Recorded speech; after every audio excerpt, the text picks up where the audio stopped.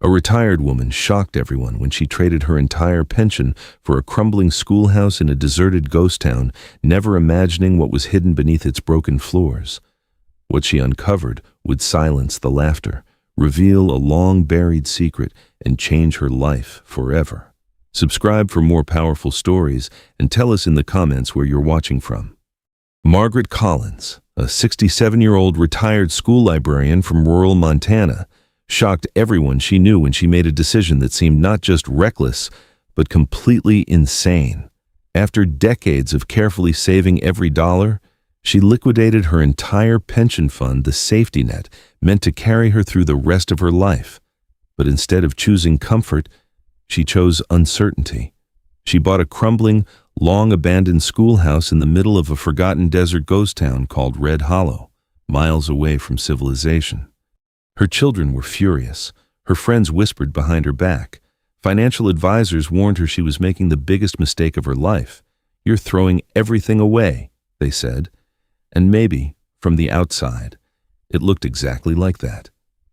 The building was falling apart, windows shattered, walls peeling, the desert wind howling through broken hallways like a warning she refused to hear. But Margaret wasn't chasing logic. She was chasing a feeling she couldn't explain, a quiet voice inside her that insisted there was something more hidden beneath the dust and decay. As she stood alone in front of the rusted doors on her first day, heart pounding, she made one thing clear to herself: there was no turning back now. Margaret Collins quickly realized that owning the abandoned Red Hollow schoolhouse was nothing like the quiet retirement she had once imagined. The first few days were brutal, physically exhausting, and emotionally draining. Every step she took inside the building felt like walking through a graveyard of forgotten memories. The wooden floors creaked dangerously beneath her weight, some boards threatening to collapse entirely. Dust filled the air so thickly that it burned her throat. And the silence was almost unbearable, broken only by the distant howl of desert winds sneaking through shattered windows. At night, she sat alone in a small corner she had managed to clear, lit only by a flickering lantern. Doubt crept in like a shadow she couldn't escape. What have I done? The question echoed louder than the wind outside. The voices of her children, her friends, the financial advisors, they all came rushing back. This is a mistake. You've lost everything. But each morning, Margaret forced herself to stand up again. Something deep inside refused to let her quit. On the fourth day, while clearing out what used to be the principal's office, she noticed something off. At first, it was subtle, so subtle that most people would have ignored it.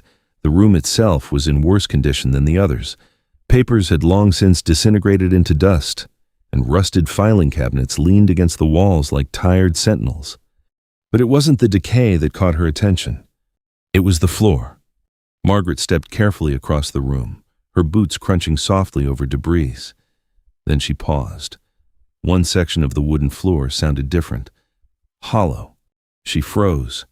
Slowly, she tapped her foot again. Thud. Then a step to the side. Thump. Her heartbeat quickened. That subtle difference in sound sent a surge of adrenaline through her body. She grabbed an old metal rod she had been using to move debris and gently struck the floor. The sound was unmistakable this time. Hollow.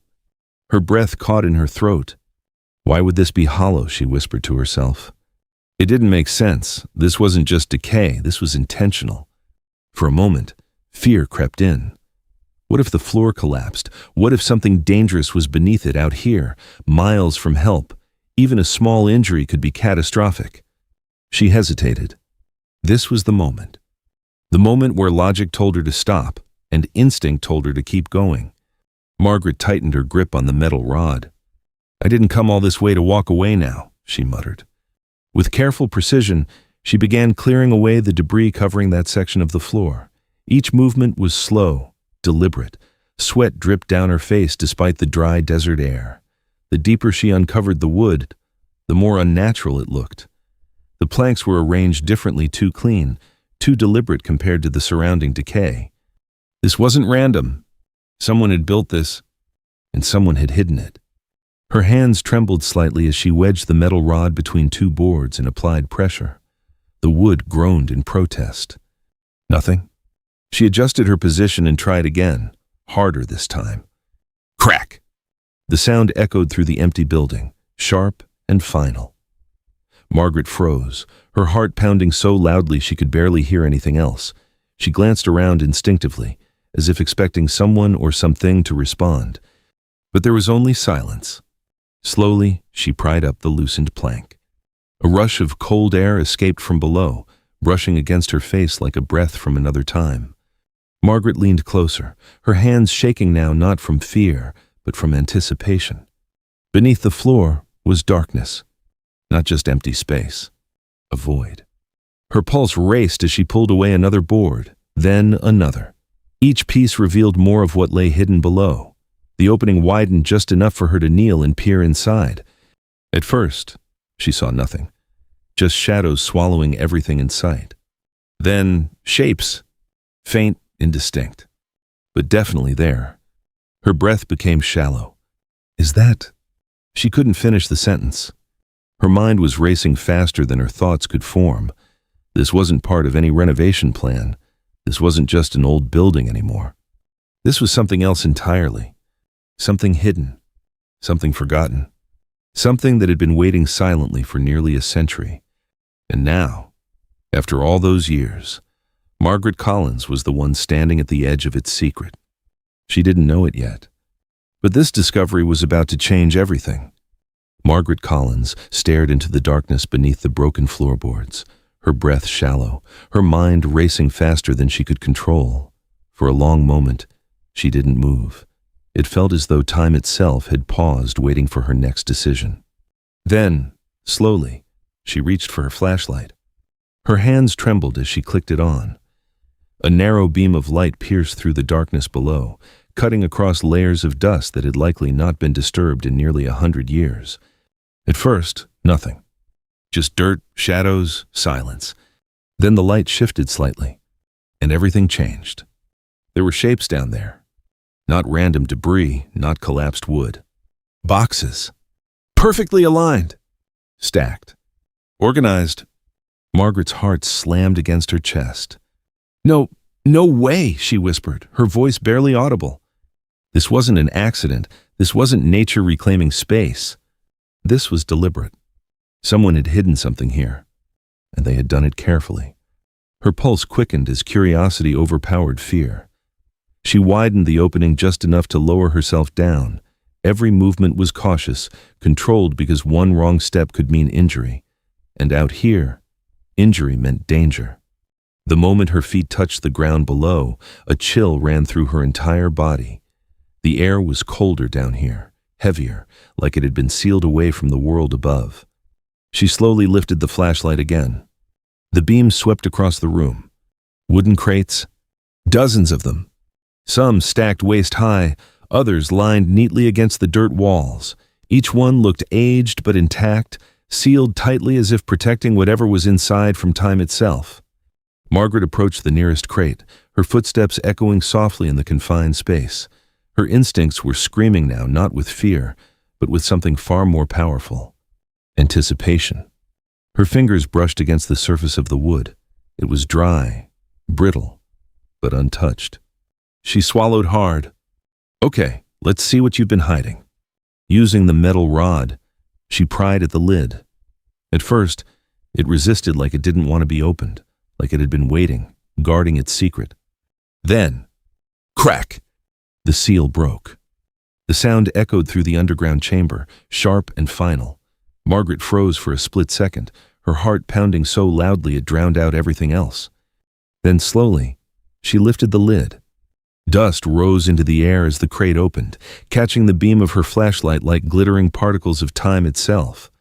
And then she saw it. Stacks. Perfectly preserved stacks. Paper. But not just any paper. Money. Old, crisp, untouched by circulation. Her breath caught in her throat. Oh my God. Her hands shook as she carefully picked up one bundle. The texture was different, thicker, older. The design unfamiliar, yet unmistakable. This wasn't just money. This was historical currency. And there was more. So much more. Margaret quickly moved to the next crate, her movements now urgent, almost desperate. She pried it open faster this time.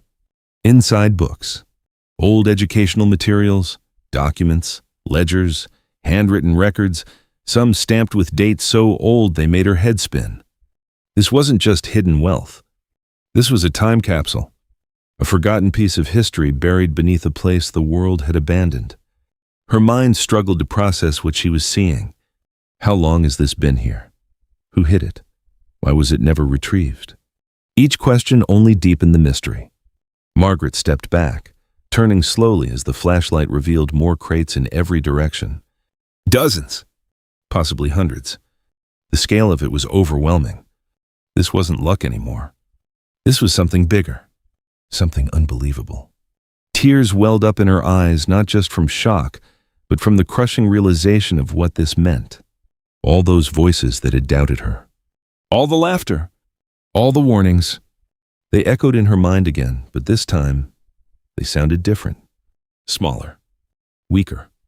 Because standing here, in the middle of this hidden chamber, surrounded by a forgotten fortune, Margaret Collins realized something that sent chills down her spine. She hadn't made a mistake. She had uncovered a secret that the world had missed for nearly a century. And this was only the beginning. Margaret Collins sat in the middle of the underground chamber, surrounded by open crates, her flashlight resting beside her as its beam stretched across the hidden vault. For a long moment, she didn't move. She couldn't. Her entire world had just shifted, and her mind was struggling to catch up. Just days ago, she was a woman everyone pitied, a retired librarian who had lost her mind, throwing away a lifetime of savings on a collapsing building in a forgotten desert town. The whispers, the judgment, the disappointment in her children's voices. It all felt so heavy back then. But now those same voices echoed differently in her head. Distant, irrelevant. Because the truth was sitting right in front of her. Margaret slowly reached for one of the bundles of currency again, turning it carefully in her hands. This wasn't just luck. This wasn't a random accident. This was proof. Proof that sometimes what looks like madness to the world is actually vision. Her breathing steadied as a new feeling began to rise inside her, something stronger than relief, deeper than excitement. Clarity. For the first time since she signed the papers to buy this place, Margaret felt something she hadn't allowed herself to feel before certainty. I knew it, she whispered, her voice trembling not with fear this time, but with emotion. I knew there was something here. But the shift wasn't just about the discovery. It was about what the discovery meant. Margaret stood up slowly, turning in a full circle as she looked at the hidden chamber, not as a secret anymore, but as an opportunity. This place wasn't worthless. It had never been worthless. People had simply stopped looking. That realization hit her harder than anything else. How many other places in the world had been abandoned, dismissed, forgotten just because no one was willing to look deeper? How many opportunities had she herself walked past in her life because they didn't look valuable on the surface? A quiet regret brushed against her thoughts, but it didn't linger. Because right now, she had done something different. She had trusted herself, and it had changed everything. Her mind began to race not with doubt anymore, but with possibilities. This discovery could rewrite her entire future. She thought about her children, about the look on their faces when they would finally understand, when they would realize that this wasn't a mistake, it was the opposite. It was the best decision she had ever made. But more than that, Margaret began to see something bigger. This wasn't just about money. Yes, the currency alone could be worth a fortune. Yes, the artifacts could attract collectors, historians, museums. But the real value was the story. A forgotten school, a hidden vault, a secret buried for nearly a century, waiting for the right person to uncover it. And somehow, that person had been her. A 67-year-old woman that the world had already written off. The irony of that realization made her laugh softly, the sound echoing through the underground space. All this time, she said, shaking her head. She walked slowly toward the opening above, looking up at the faint light filtering down from the broken floorboards. For the first time, that ruined building didn't look like a burden. It looked like a beginning. Margaret climbed back up into the principal's office, her movements more confident now, more deliberate. As her feet touched the floor above, she paused and looked around. The same broken walls, the same dust, the same silence, but everything felt different. Because she was different. Where she once saw decay, she now saw potential. Where she once felt uncertainty, she now felt purpose. This place wasn't something to fix anymore. It was something to reveal. Margaret took a deep breath, her shoulders straightening as a quiet determination settled in. She wasn't just going to restore this building. She was going to uncover its story. Protect it, share it, turn it into something meaningful, something that would outlast her. And in that moment, Margaret Collins understood something that most people spend their entire lives never realizing. The greatest opportunities don't come wrapped in comfort or certainty. They come disguised as risk, as doubt, as something the world tells you to avoid. She smiled faintly, glancing back at the opening in the floor. They left, she murmured. Then her expression hardened with quiet confidence. But they didn't see what I saw. And now, they were about to... Margaret Collins didn't sleep that night. Not because she was afraid anymore, but because her mind refused to slow down. She sat at a small folding table inside the broken schoolhouse, surrounded by dust, scattered tools, and the weight of a discovery that could change everything. The lantern beside her flickered softly, casting long shadows across the walls, but this time, those shadows didn't feel threatening. They felt alive, because beneath her feet, hidden just a few feet below, was something the world had forgotten. And now it belonged to her. Margaret stared at the phone in her hand. For hours, she hesitated. This was the moment where everything could shift again. If she told the wrong person, if she handled this the wrong way, she could lose it all. But if she stayed silent, she might never unlock its true value. Her fingers tightened around the phone. "This isn't just mine," she whispered. "This is history." With a deep breath, she made the call. The next 48 hours felt unreal. Margaret contacted a historical artifact specialist, Dr. Elliot Carter, a well-known expert in early American currency and frontier relics.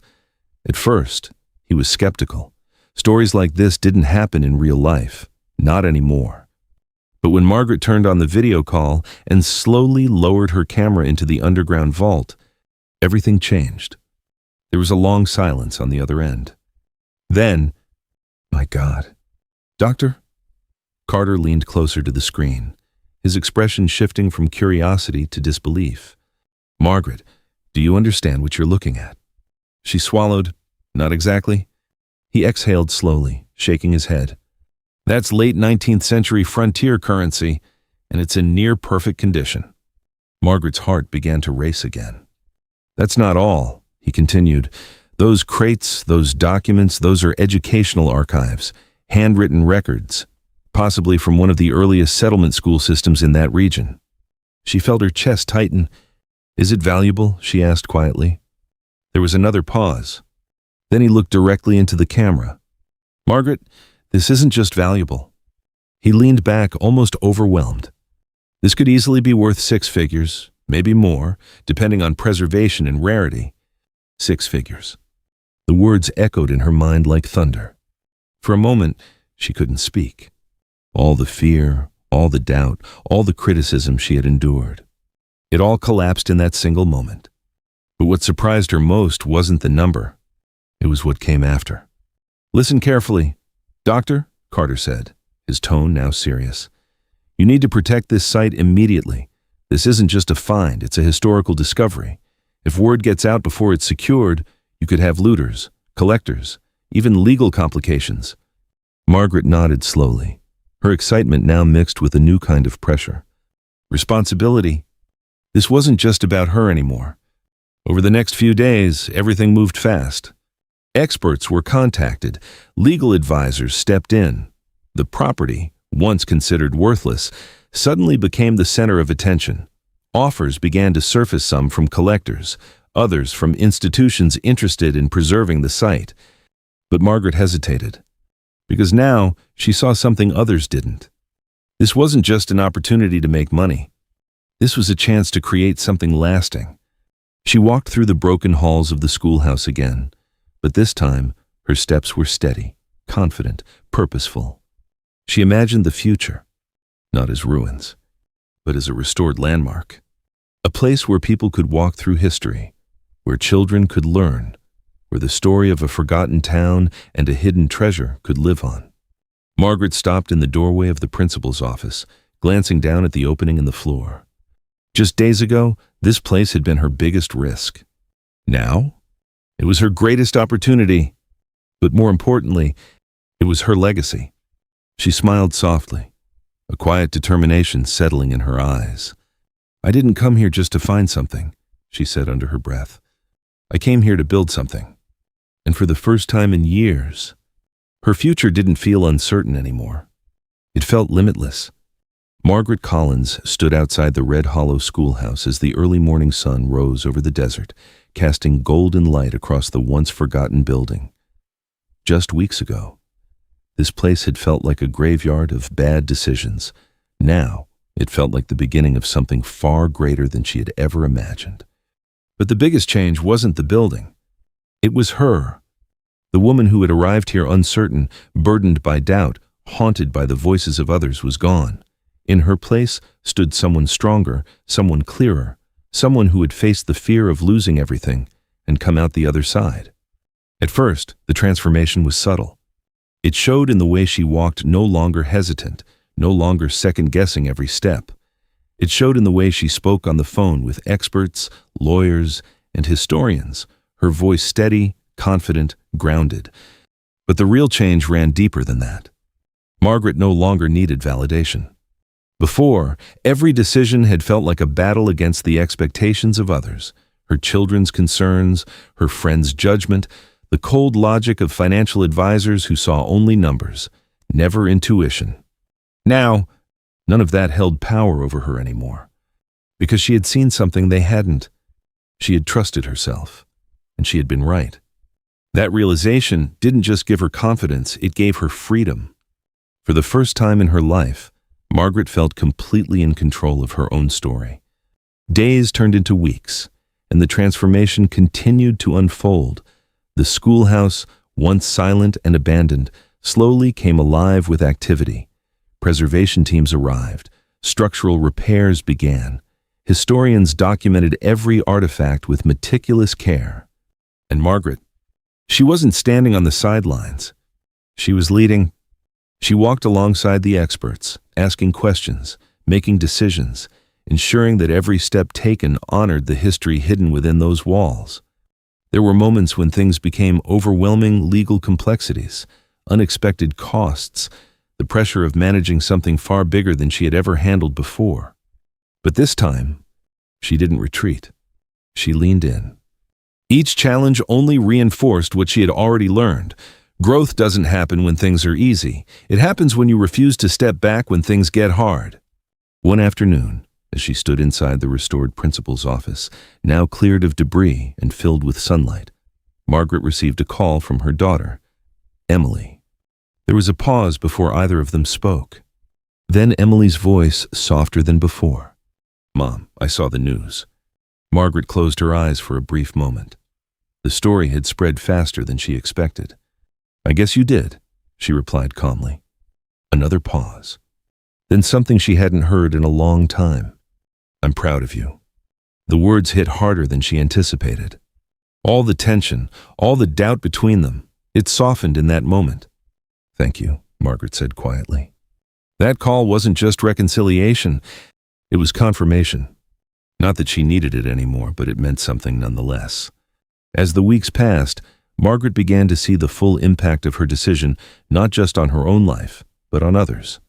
Visitors started arriving, journalists, historians, curious travelers drawn by the story of a woman who risked everything and uncovered something extraordinary. They didn't come just for the artifacts. They came for the story, her story.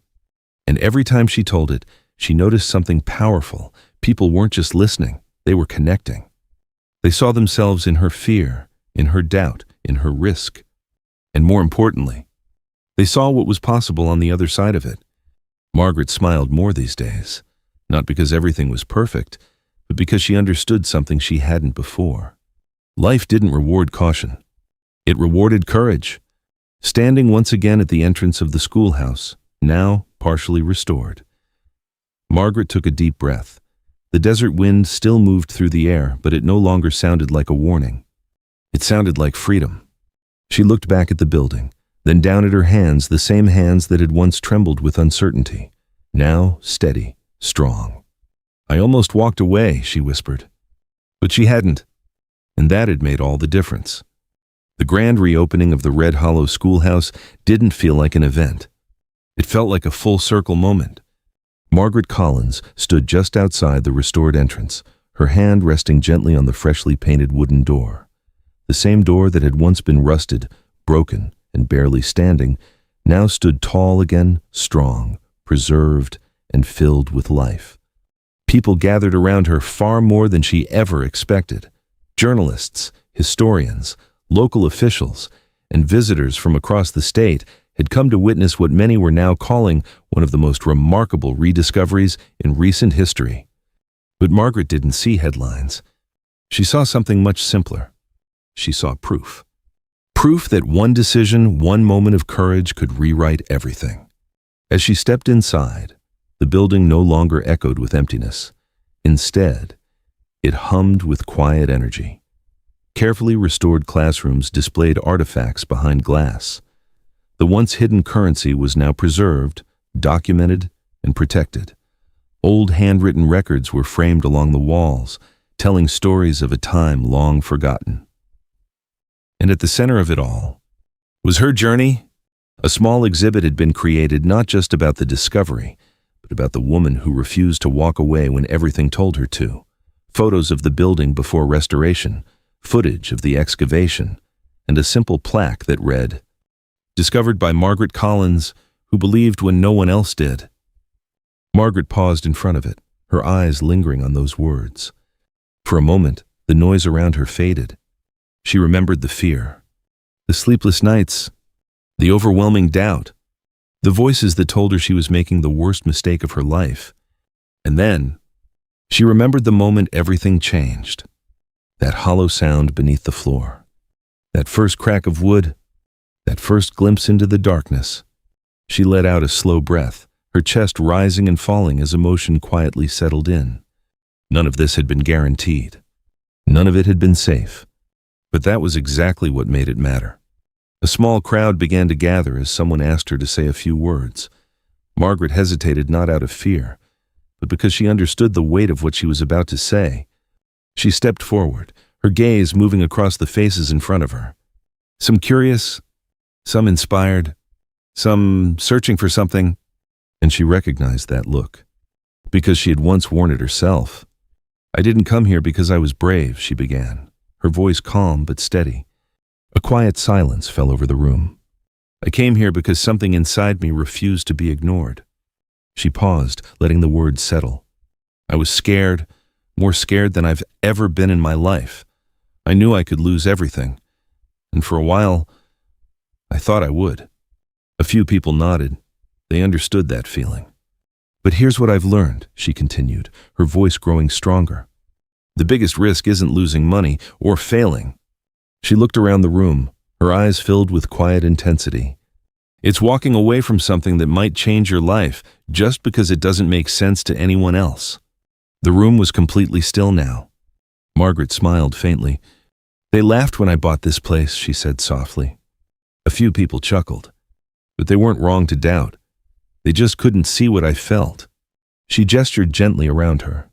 And sometimes, that's all it takes. A feeling. A belief. A moment where you choose to trust yourself even when it's uncomfortable, even when it's uncertain. Margaret took a deep breath, her voice softening again. "This place, this story, it's not about what I found." She placed her hand over her heart. "It's about what I didn't lose. Her courage. Her belief. Her willingness to take a chance on something that didn't come with guarantees." The silence broke into applause, not loud at first, but growing stronger, more genuine. Not just for what she had done, but for what she had reminded them of. As the crowd slowly dispersed, Margaret stepped outside once more, the warm desert air brushing against her face. She looked out across the empty land that had once seemed so lifeless. Now, it didn't feel empty at all. It felt full of possibility, full of stories waiting to be uncovered. And for the first time in a long time, Margaret Collins wasn't thinking about what she had risked. She was thinking about what she had gained. Not just wealth, not just recognition, but something far more valuable. A legacy, one built not on certainty, but on courage. Margaret Collins's story isn't really about money, luck, or even the discovery hidden beneath that schoolhouse. It's about a decision most people are too afraid to make. The decision to trust yourself before the world gives you a reason to. When Margaret walked away from a lifetime of financial security, she didn't have proof. She didn't have guarantees. All she had was a feeling, something quiet, uncertain, and easy to ignore. And that's exactly where most people stop. They wait for clarity, they wait for approval, they wait until it feels safe. But by then, the opportunity is already gone. Margaret's story reminds us of something uncomfortable, yet powerful. You don't find extraordinary results by making ordinary decisions. Yes, risk can lead to failure, but avoiding risk guarantees something worse: regret. Because the biggest loss isn't money. It's the life you never explored. So the next time something inside you says, "What if?" don't silence it too quickly. That what if might not lead to treasure, but it might lead to the version of your life you were meant to live. If this story inspired you, don't forget to like, subscribe, and share with someone who needs the courage to take their first step.